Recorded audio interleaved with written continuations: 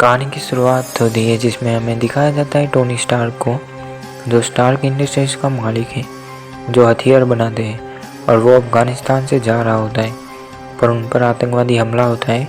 वो कार से थोड़ा दूर जाता है, पर उसके पास एक मिसाइल आके गिरती है जिस पे उसी की कंपनी का नाम लिखा होता है।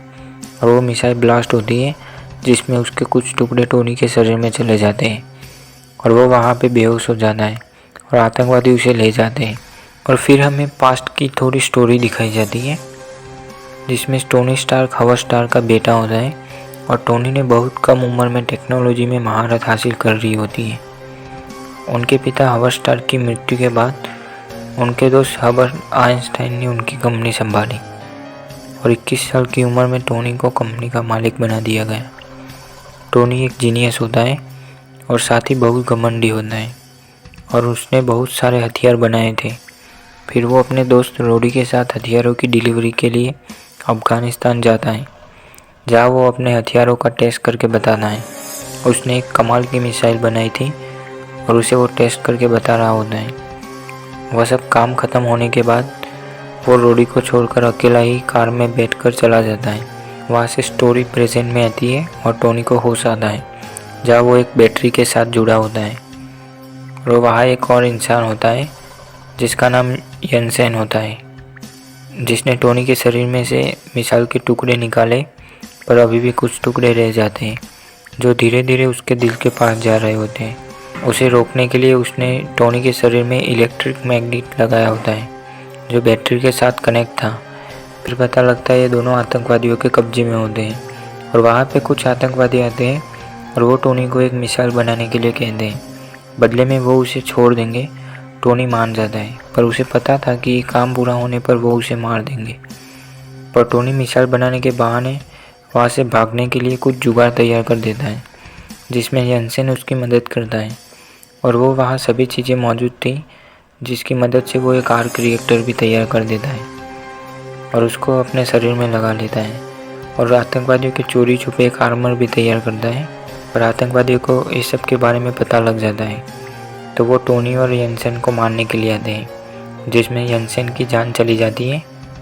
पर टोनी आर्मर पहन के उन सब पर हमला करके वहाँ से उड़ जाता है और दूर रेगिस्तान में जाके गिरता है। वो आर्मर को छोड़कर वहाँ से दूर रेगिस्तान में भाग जाता है, जहाँ पे उसका दोस्त रोडी आ जाता है और वो टोनी को लेकर वापस आ जाता है।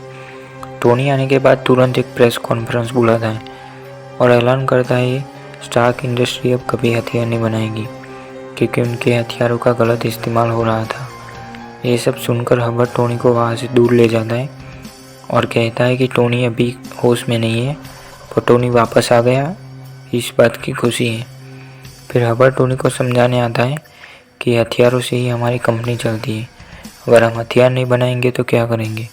जिसमें टोनी कहता है वो आर्क रिएक्टर के बारे में, जिसको पहले उनकी कंपनी ने शुरू किया था, पर वो कामयाब नहीं हो पाए थे, पर टोनी ने उसे बना दिया था और वो उसी की मदद से जिंदा था। इस पे हर्बर्ट कहता है तुम सब मुझ पर छोड़ दो और तुम इन सब से थोड़ा दूर रहो, जिससे टोनी सबसे दूर रहता है और एक नया आर्क रिएक्टर बना देता है, जिसको पेपर की मदद से अपने शरीर में लगा लेता है और पुराने को वो फेंक देने के लिए कहता है। पर पेपर उसे अपने पास रख लेती है और वो बाद में टोनी को गिफ्ट बना कर दे देती है, जिसमें लिखा होता है टोनी स्टार्क के पास भी दिल है। फिर वहाँ से टोनी की पूरी लाइफ चेंज हो जाती है। वो एक आर्मर बनाता है जिसकी मदद से वो लोगों की मदद कर सके। आर्मर में वो हथियार भी ऐड करता है और वो उस आर्मर का टेस्ट करता है और वो बहुत ऊंचाई तक उड़ता है, जहाँ बहुत ठंड होने के कारण सूट में बर्फ़ जम जाती है और वो वहाँ से गिरने लगता है। पर जैसे ही बर्फ़ सूट पर से हटती है, सूट ऑन हो जाता है और टोनी बच जाता है। पर टोनी अब सूट को इस तरह से डिज़ाइन करता है कि कितनी भी ऊंचाई पर सूट को कुछ ना हो। और वहाँ टीवी पर एक न्यूज़ चल रही होती है जिसमें बताते हैं स्टार्क इंडस्ट्रीज़ की एक छोटी सी पार्टी पर टोनी को नहीं बुलाया होता है। तो वहाँ पे टोनी जाने का फैसला करता है और वो वहाँ पे बिन बुलाए पहुँच जाता है, जहाँ टोनी को देखकर कुछ लोग हैरान हो जाते हैं और टोनी पेपर के पास जाता है और उसके साथ डांस करता है और अपने बॉस के साथ डांस करने में उसे घुटन होती है। तो अब दोनों वहाँ से बाहर जाते हैं खुली हवा में, जहाँ दोनों करीब आ जाते हैं और दोनों किस करने ही वाले होते हैं, पर वहाँ दोनों एक दूसरे को रोक लेते हैं और टोनी ड्रिंक लेने जाता है। वहाँ पे एक लड़की आती है जो उसे न्यूज़पेपर दिखाती है जिसमें गुलमीरा नाम का शहर है जो आतंकवादियों के कब्जे में होता है और उन आतंकवादियों के पास स्टार्क इंडस्ट्रीज़ के ही हथियार होते हैं। टोनी ये सब देखकर हबर्ड से पूछता है और वो हथियार हबर्ड ने ही उन्हें बेचे थे क्योंकि वो भी आतंकवादियों के साथ जुड़ा था। अब टोनी वापस घर आता है और वहाँ पे वो अपना आयरन मैन सूट पहनता है और पहली बार टोनी अपने आयरन मैन सूट में अपीयर होता है और वो गुलमीरा पहुँच जाता है और वहाँ पे वही आतंकवादी होते हैं जिन्होंने टोनी को कैद किया था, पर टोनी सबको मार देता है और वहाँ पे लोगों को बचा लेता है और जो भी हथियार होते हैं उसे वो नष्ट कर देता है। फिर वो वहाँ से उड़ान भरता है पर उस पर एक और हमला होता है और टोनी नीचे गिर जाता है, पर वो फिर से खड़ा होता है और एक टैंक फिर से हमला करता है, पर टोनी बच जाता है और वहाँ पे टोनी एक छोटी सी मिसाइल चला देता है और यहाँ पे मार्वल का सबसे आइकॉनिक सीन दिखाया जाता है जिसमें टोनी के पीछे एक ब्लास्ट होता है और वो अपने आयरन मैन सूट में एक आइकॉनिक वॉक करता है। फिर वहाँ से उड़ान भरता है और फर्स्ट टाइम लोगों को आयरन मैन दिखाई देता है। हबर्ड को इस सब के बारे में पता लगता है और वो आतंकवादियों से मिलने जाता है जो बच गए होते हैं और आतंकवादियों के पास टोनी का पहला सूट होता है जिसे वो रेगिस्तान में छोड़ आया था। सूट को हबर्ड ले लेता है और सब आतंकवादियों को मरवा देता है। दूसरी तरफ हमें टोनी और पेपर को दिखाया जाता है जिसमें टोनी उसे एक मदद मांगता है जिसमें स्टार्क इंडस्ट्रीज में जाके सब प्राइवेट डेटा लाने के लिए कहता है क्योंकि उसे पेपर के सिवा किसी पर भरोसा नहीं होता और उसे एक चिप देता है। पेपर चली जाती है और वो हबर्ड के कैबिन में जाकर वो चिप लगाती है और वहाँ उसे पता लगता है कि टोनी को मारने की साजिश हबर्ड ने ही की थी क्योंकि वो स्टार्क इंडस्ट्रीज हथियाना चाहता था। उतने में हबर्ड आ जाता है पर पेपर उसे बातों में उलझा लेती है और चिप लेकर निकल जाती है, पर हबर्ड देख लेता है। फिर हबर्ड अपनी लैब जाता है।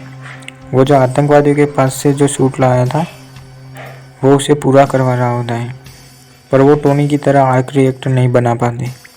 तो हबर्ड टोनी के पास जाता है और वो टोनी को एक छोटी सी मशीन से झटका देता है और आर्क रिएक्टर निकाल लेता है और टोनी को मरने की हालत में छोड़कर चला जाता है। टोनी मरने ही वाला होता है पर उसकी एक रोबोट मशीन उसे उसका पुराना आर्क रिएक्टर दे देती है जिसे वो लगा लेता है और टोनी अपने आयरन मैन सूट को पहन लेता है और वो वहाँ से उड़ान भरता है। दूसरी तरफ पेपर हबर्ड के पास कुछ अफसरों को लेकर जाती है उसे गिरफ्तार करवाने के लिए, पर हबर्ड उस सूट को पहन लेता है और पेपर पर हमला करता है।